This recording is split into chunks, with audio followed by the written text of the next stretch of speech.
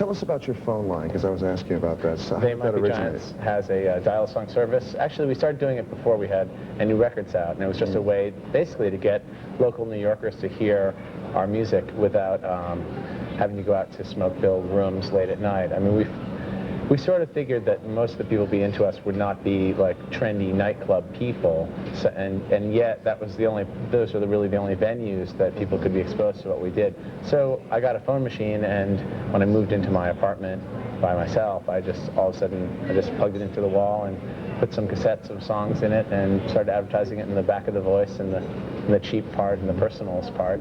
I lied to them and said it was a personal ad, and people started calling up. And how many calls do you think you've had?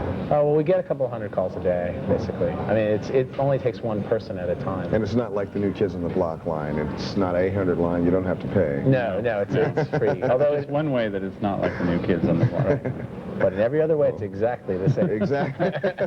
When the major came to get you, did you have your list of things? When they came to get it. Yeah, because they must have sort of come knocking at your door. Well, it was useful to have had the experience of being on indie, you know. I mean, it's definitely, I mean, basically, you just know what things that you're not interested in doing.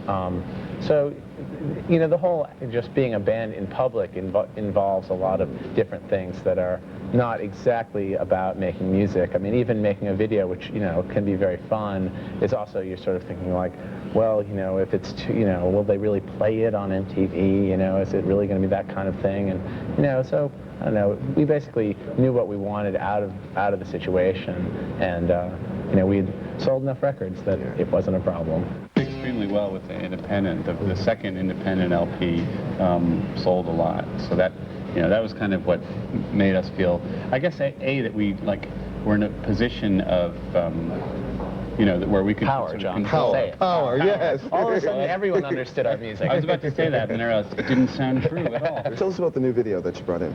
Well, it's all animated. It's two artists, a guy named Mark Merrick and a guy named J. Otto Siebold did the artwork for it. It's kind of a relief for us not to have to, like, jump around and get sick. To be in it. To shave really closely. Right.